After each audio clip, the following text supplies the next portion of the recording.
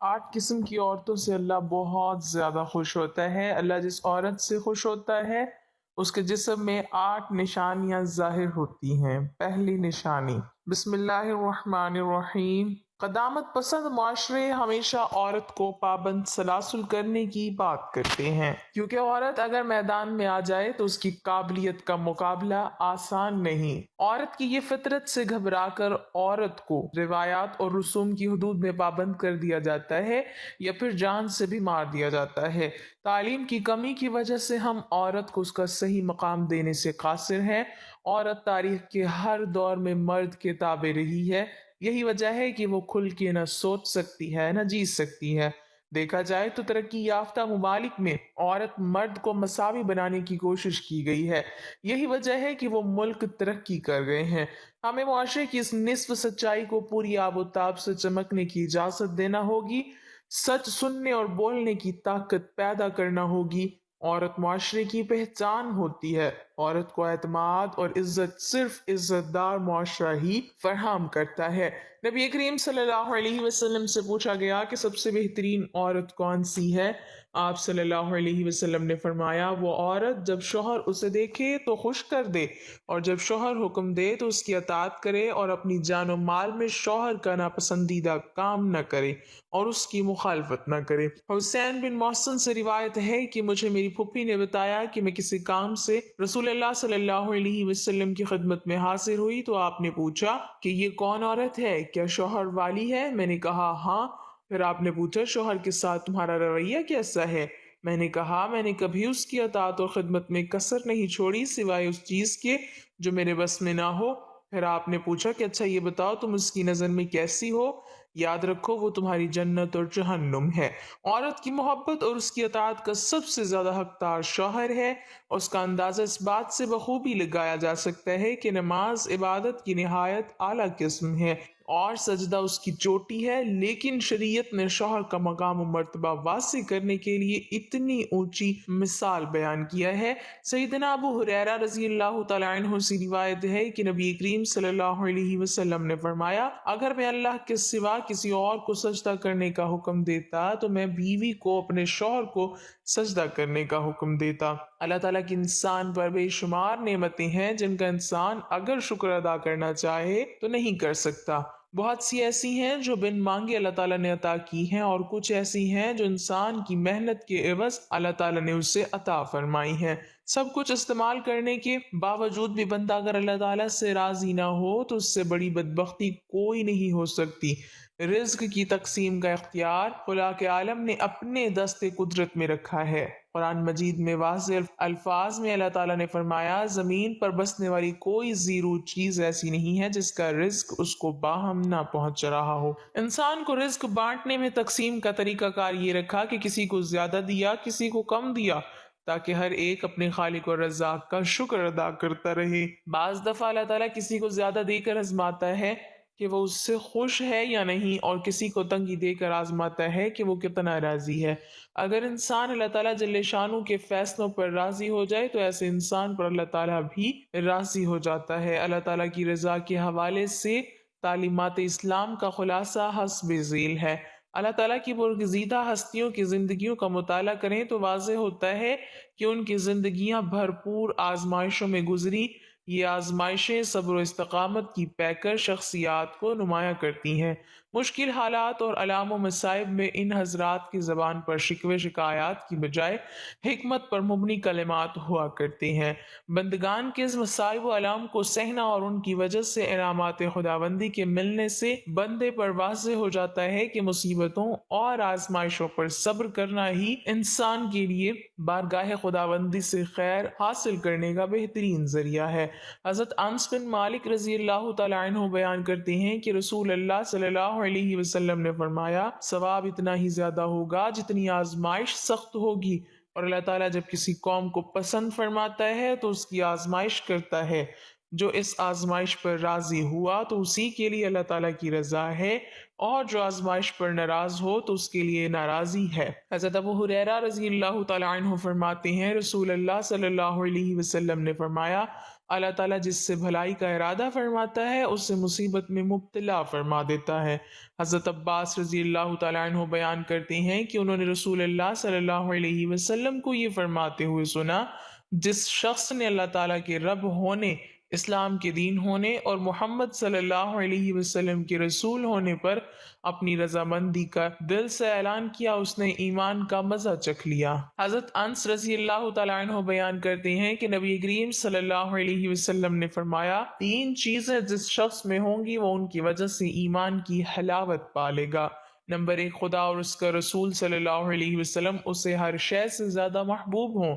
Number دو، کسی شخص سے محبت صرف خدا کے لیے کرے، یعنی دنیا کی کوئی غرض اسے مطلوب نہ ہو۔ نمبر تین، جب خدا نے اسے کفر سے نجات دے دی تو پھر دوبارہ کفر کی طرف لوٹنے کو اس طرح ناپسند کرے جس طرح اس چیز کو ناپسند کرتا ہے کہ اسے آگ میں پھینکا جائے۔ اللہ تعالیٰ کے لیے محبت کا مفہوم یہ ہے کہ دوست سے محبت کی بنیاد خاندان، قبیلہ، زبان، وطن یا دنیاوی مفاد نہ ہو، بلکہ کسی سے اس لیے محبت ہو کہ وہ اللہ کے احکام کی تعمیل کرنے والا نیک آدمی ہے۔ اللہ تعالیٰ اور اس کے رسول صلی اللہ علیہ وسلم سے محبت زیادہ ہونے کی علامت یہ ہے کہ جب بیوی، بچوں، ماں باپ، دوست، احباب یا دنیاوی مفادات کا تقاضا کسی شرعی حکم کی خلاف ورزی کا ہو تو ان سب کو نظر انداز کر کے ان کی ناراضی کی پرواہ نہ کرتے ہوئے اللہ تعالیٰ اور اس کے رسول صلی اللہ علیہ وسلم کا حکم مان لیا جائے۔ اسماعیل بن مسلم نے حضرت امام جعفر صادق علیہ السلام، انہوں نے اپنے پدر بزرگوار علیہ السلام سے، انہوں نے اپنے آبائے کرام علیہ السلام سے روایت کی ہے کہ رسول اللہ صلی اللہ علیہ وسلم نے ارشاد فرمایا کہ میری امت میں سب سے افضل وہ عورت ہے جس کا چہرہ سب سے پیارا اور خوبصورت اور اس کا مہر سب سے کم ہوگا۔ اسلام نے عورت کو اعلیٰ مقام دیا ہے۔ اسلام کی نظر میں انسانی لحاظ سے مرد اور عورت دونوں برابر ہیں، لہٰذا مرد کے لیے اس کی مردانگی قابل فخر نہیں ہے اور نہ عورت کے لیے اس کی نسوانیت باعث شرم کی بات ہے۔ ہر فرد کی زندگی میں عورت کسی نہ کسی صورت میں ایک مؤثر کردار ادا کرتی ہے۔ ایک متوازن اور ترقی یافتہ معاشرے کی بنیاد رکھنے میں عورت کی بہت بڑی اہمیت ہے۔ قرآن مجید اور سنت رسول میں عورت کے مقام کے بارے میں کئی ایک آیات موجود ہیں۔ عورت خواہ ماں، بہن، بیوی یا بیٹی ہو، اسلام نے ان میں سے ہر ایک کے حقوق و فرائض کو تفصیل کے ساتھ بیان کیا ہے۔ کسی بھی انسان کے لیے ماں ہی زندگی کا مصدر ہوتی ہے، وہی دنیا میں اس کی آمد اور بقا کا سبب بھی۔ اسی لیے اس کا شکر ادا کرنا، اس کے ساتھ نیکی سے پیش آنا اور خدمت کرنا عورت کے اہم ترین حقوق میں سے ہے۔ حسن سلوک اور اچھے اخلاق سے پیش آنے کے سلسلے میں ماں کا حق باپ سے زیادہ ہے، کیونکہ بچے کی پیدائش اور تربیت کے سلسلے میں ماں کو زیادہ تکالیف کا سامنا کرنا پڑتا ہے، اور اسلام نے ان تمام تکالیف کو سامنے رکھتے ہوئے ماں کو زیادہ حسن سلوک کا مستحق قرار دیا، جو اسلام کا عورت پر بہت بڑا احسان ہے۔ خواتین کے لیے بہترین بشارت ہے۔ ایک مرتبہ نبی کریم صلی اللہ علیہ وسلم کی خدمت میں ایک خاتون آئی اور آ کر عرض کرنے لگی، اے اللہ کے نبی صلی اللہ علیہ وسلم، مرد تو نیکیوں میں ہم سے بہت آگے بڑھ گئے۔ پوچھا وہ کیسے؟ کہنے لگی کہ جی، یہ آپ کے ساتھ جہاد میں شریک ہوتے ہیں، ساری رات جاگ کر دشمن کی سرحد پر پہرا دیتے ہیں، اور ہم گھروں کے اندر ان کے بچوں کی پرورش کرتی رہتی ہیں، ان کو پکا کر کھلاتی ہیں، تو ہم جہاد میں اس طرح راتوں کو پہرا بھی نہیں دیتی، اس طرح ہم آ کر قتال بھی نہیں کرتی جس طرح مرد کرتے ہیں۔ یہ تو نیکیوں میں ہم سے آگے بڑھ گئے، اور یہ مسجدوں میں جا کر جماعت کے ساتھ نمازیں پڑھتے ہیں، ہم گھروں میں ہی پڑھ لیتی ہیں، ہم جماعت کے ثواب سے بھی محروم ہو گئی۔ جب انہوں نے یہ سوال پوچھا تو اللہ کے پیارے نبی صلی اللہ علیہ وسلم نے فرمایا کہ سوال پوچھنے والی نے بہت اچھا سوال پوچھا۔ رسول اللہ صلی اللہ علیہ وسلم نے فرمایا کہ جو عورت اپنے گھر میں اپنے بچوں کی وجہ سے رات کو جاگتی ہے تو اللہ تعالیٰ اس مجاہد کے برابر اجر عطا فرماتے ہیں جو ساری رات جاگ کر دشمن کی سرحد پر پہرا دیتا ہے۔ گویا گھر کے نرم بستر پر عورت کے بیٹھنے کو اللہ تعالیٰ نے جہاد کا ثواب عطا فرمایا۔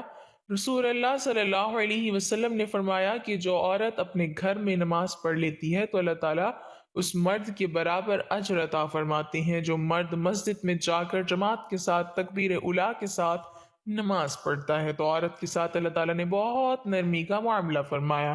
شریعت کا یہ حکم ہے کہ اگر بیٹی پیدا ہوتی ہے تو اللہ تعالیٰ نے گویا رحمت کا دروازہ کھول دیا، تو باپ کے لیے یہ رحمت بن گئی کہ ان کا باپ جنت میں اللہ کے پیارے نبی کریم صلی اللہ علیہ وسلم کے اتنا قریب ہوگا جیسے ہاتھ کی دو انگلیاں ایک دوسرے کے قریب ہوتی ہیں۔ یہ حدیث پاک کا ایک مفہوم ہے۔ حدیث پاک کا مفہوم ہے کہ جب کوئی عورت کنواری مر جاتی ہے، ابھی شادی نہیں ہوئی ہوتی، فوت ہو گئی، تو یہ جب قیامت کے دن کھڑی کی جائے گی تو اللہ تعالیٰ اس کو شہداء کی قطار میں کھڑا کریں گے، اس لیے کہ یہ کنواری تھی، ماں باپ کے گھر میں رہی، اس نے اپنی عزت و عفت کی حفاظت کی، ابھی اس نے خاوند کا گھر نہیں دیکھا، وہ عیش و آرام نہیں دیکھے جو خاوند کے ساتھ مل کر انسان کو نصیب ہوتے ہیں۔ چونکہ یہ محروم رہی، اس وجہ سے اللہ تعالیٰ نے اس پر مہربانی کر دی کہ یہ اگر کنوارے پن میں فوت ہو جائے گی تو اس کو شہید آخرت کا درجہ دیا جائے گا۔ دنیا میں تو شہید نہیں کہیں گے، مگر قیامت کے دن اللہ تعالیٰ شہیدوں کی قطار میں اس کو کھڑا کر دیں گے۔ جب بچی کی شادی ہو جاتی ہے اور اب یہ اپنے خاوند کی فرما برداری کرتی ہے اور ساتھ ہی اللہ تعالیٰ کی عبادت بھی کرتی ہے، تو فقہا نے مسئلہ لکھا ہے کہ کنواری عورت ایک نماز پڑھے گی تو ایک نماز کا ثواب ملے گا، شادی شدہ ہونے کے بعد نماز پڑھے گی تو 21 نمازوں کا ثواب ملے گا، کیونکہ اب اس پر دو خدمتیں ضروری ہو گئیں، ایک خاوند کی خدمت اور دوسری اللہ تعالیٰ کی عبادت۔ تو دو بوجھ پڑ گئے، جب خاوند کی خدمت کرتے ہوئے اللہ کی عبادت کرے گی تو اللہ تعالیٰ اس کے اجر و ثواب کو بڑھا دیتے ہیں۔ نماز ایک پڑھی 21 نمازوں کا ثواب پا گئی۔ اللہ تعالیٰ نے یوں اس کے ساتھ نرمی اور مہربانی فرما دی۔ ازدواجی زندگی میں اللہ تعالیٰ نے قرآن پاک میں مردوں کی سفارش کی ہے کہ عورتوں کے بارے میں فرمایا تم ان عورتوں کے ساتھ اچھے طریقے سے زندگی گزارنی ہے۔ آج کسی کی سفارش اس کی بہن کرتی ہے، کسی کی سفارش اس کی ماں کرتی ہے، کسی کی سفارش اس کی خالہ کرتی ہے، کسی کی سفارش اس کی پھوپھی کرتی ہے، عزیز و اقارب کرتی ہیں، لیکن عورتوں کی سفارش اللہ رب العزت نے خود قرآن پاک میں فرمایا کہ اے مردو، تم نے عورتوں کے ساتھ اچھے اخلاق اور اچھے انداز کے ساتھ زندگی بسر کرنی ہے۔ عورت اپنے خاوند کے ساتھ اچھے انداز میں زندگی بسر کر رہی ہے، اس کے بعد اس عورت کو امید لگ گئی، یعنی یہ حاملہ ہو گئی، تو حدیث پاک کا مفہوم ہے کہ جس لمحے اس کو حمل ہوا، اس لمحے اللہ تعالیٰ اس عورت کے پچھلے گناہوں کو معاف فرما دیتے ہیں، اس لیے کہ کچھ عرصہ یہ بالکل بیماری کی حالت میں گزارے گی۔ بچے کی پیدائش کا جو 9 مہینے کا وقت ہے، یہ پورا حمل کا زمانہ، یہ عورت کے لیے بیماری ہی کا زمانہ ہوا کرتا ہے، تو اللہ تعالیٰ نے یہ مہربانی فرما دی کہ جیسے ہی اس کے سر پر یہ بوجھ پڑا، اسی لمحے اللہ نے اس کی زندگی کے پچھلے گناہوں کو معاف کر دیا۔ عورت اب اپنے بچے کو پیٹ میں لیے ہوئے پھر رہی ہے اور گھر کا کام کاج بھی کر رہی ہے، اور تھکن کی وجہ سے اس کی زبان سے کراہنے کی آواز نکلتی ہے، تو حدیث میں آتا ہے کہ اس کی زبان سے تو ہوں ہوں کی آواز نکلے گی، لیکن اللہ پاک فرشتوں کو فرما دیتے ہیں کہ میری یہ بندی ایک بڑا بوجھ اپنے سر پر اٹھائے ہوئے ہے اور اس بوجھ سے وہ عہدہ برا ہو رہی ہے، اس لیے تکلیف سے اس کی زبان سے ہوں کی آواز نکل رہی ہے، اس کی بجائے سبحان اللہ، الحمدللہ، اللہ اکبر کہنے کا ثواب اس کے نام اعمال میں لکھا جائے۔ زبان سے تو ہوں نکلے گا، مگر نام اعمال میں سبحان اللہ، الحمدللہ، اللہ اکبر کہنے کا اجر ملے گا۔ جب بچے کی پیدائش کا وقت قریب ہوا تو درد محسوس ہو رہی ہے، وہ دردیں ایسی ہوتی ہیں کہ لگیں پھر ٹھہر گئیں، لگیں پھر ٹھہر گئیں۔ حدیث پاک میں آتا ہے کہ ہر دفعہ عورت کو درد محسوس ہوتی ہے، اللہ تعالیٰ اس کو ایک عربی نسل غلام آزاد کرنے کا ثواب ادا فرماتے ہیں۔ ہر درد پر ایک عربی نسل کا غلام آزاد کرنے کا ثواب اس کے نام اعمال میں لکھا جاتا ہے، جبکہ دوسری حدیث میں ہے کہ جس نے کسی ایک غلام کو آزاد کیا، اللہ تعالیٰ اس کو جہنم سے بری فرما دیتے ہیں۔ اب دیکھیے کہ عورت کے ساتھ نرمی کا معاملہ کیا گیا کہ ہر درد اٹھنے پر ایک عربی نسل غلام آزاد کرنے کا ثواب لکھا گیا۔ اگر بچے کی پیدائش کے دوران یہ عورت فوت ہو گئی تو حدیث پاک میں آیا ہے کہ یہ عورت شہید مری، قیامت کے دن اس کو شہیدوں کی قطار میں کھڑا کیا جائے گا۔ اگر بچہ صحیح پیدا ہو گیا تو سچا بچہ خیریت سے ہے، تو اب حدیث پاک کا مفہوم ہے کہ اللہ تعالیٰ ایک فرشتے کو حکم دیتے ہیں جو اس عورت کو آ کر کہتا ہے کہ اے ماں، اب تو فارغ ہو چکی، تجھے گناہوں سے پاک کر دیا گیا، جیسے تو اس دن پاک تھی جب تو اپنی ماں کے پیٹ سے پیدا ہوئی تھی۔ دیکھا، اگر اس نے اپنے بچے کی خاطر یہ تکلیف اٹھائی، وضع حمل کی، تو اللہ تعالیٰ نے اس کو کتنا بڑا اجر دیا کہ اس کے پچھلے گناہوں کو اس طرح دھو دیا کہ جس طرح وہ اپنی ماں کے پیٹ سے پیدا ہوئی تھی، وہ اس دن معصوم تھی۔ اللہ اکبر۔ جب ماں اپنے بچی کی اچھی تربیت کرتی ہے، اس کو اللہ اللہ کا لفظ سکھاتی ہے، تو حدیث پاک کا مفہوم ہے کہ جو بچہ اپنی زندگی سے پہلے اپنی زبان سے اللہ کا لفظ نکالتا ہے تو اللہ تعالیٰ ماں باپ کے پچھلے گناہوں کو معاف فرما دیتے ہیں۔ عورت یعنی ماں نے بچے کو قرآن پڑھنے کے لیے بھیجا، حتیٰ کہ وہ بچہ قرآن پاک ناظرہ پڑھ گیا تو جس لمحے وہ ناظرہ قرآن پاک مکمل کرے گا، اللہ تعالیٰ اس ماں باپ کے گناہوں کو معاف فرما دیں گے۔ اگر بیٹے یا بیٹی کو قرآن پاک حفظ کرنے کے لیے ڈالا اور وہ حافظ بن گیا، جب وہ بیٹی حافظہ بن گئی تو حدیث پاک کا مفہوم ہے کہ اللہ تعالیٰ قیامت کے دن اس کے ماں باپ کو نور کا ایسا تاج پہنائیں گے کہ جس کی روشنی سورج کی روشنی سے بھی زیادہ ہوگی، بلکہ سورج کسی کے گھر میں آ جائے تو اس کے گھر میں اتنی روشنی نہیں ہوگی جتنی اس نور کے بنے ہوئے تاج میں سے روشنی ہوگی۔ لوگ حیران ہوں گے، پوچھیں گے کہ یہ کون ہے؟ ان کو کہا جائے گا یہ تو انبیاء بھی نہیں، شہداء بھی نہیں، بلکہ یہ وہ خوش نصیب والدین ہیں جنہوں نے اپنے بیٹے یا بیٹی کو قرآن پاک حفظ کرایا تھا۔ آج اللہ تعالیٰ نے نور کے بنے ہوئے تاج ان کے سروں پر رکھ دیے تو دیکھا قدم قدم پر اجر و ثواب مل رہا ہے۔ یہ عورت اپنے گھر کے کام کاج کرتی ہے تو کام کاج کرنے پر بھی اجر و ثواب دیا جاتا ہے۔ مثلا کون سی عورت ہے جو گھر کے اندر صفائی کا کام نہیں کرتی، گھر کے اندر اپنے کپڑے نہیں دھوتی ہے، گھر کے اندر کھانا نہیں پکاتی؟ یہ کام تو عورتیں گھر میں کرتی ہی رہتی ہیں، اس پر بھی عورت کو اجر و ثواب عطا کیا جاتا ہے۔ ایک حدیث پاک کا مفہوم ہے، فرمایا گیا کہ جو عورت اپنے خاوند کے گھر میں کوئی بے ترتیب پڑی ہوئی چیز اٹھا کر ترتیب کے ساتھ رکھ دیتی ہے تو اللہ تعالیٰ ایک نیکی عطا فرما دیتے ہیں، ایک گناہ معاف فرما دیتے ہیں اور جنت میں ایک درجہ بلند فرما دیتے ہیں۔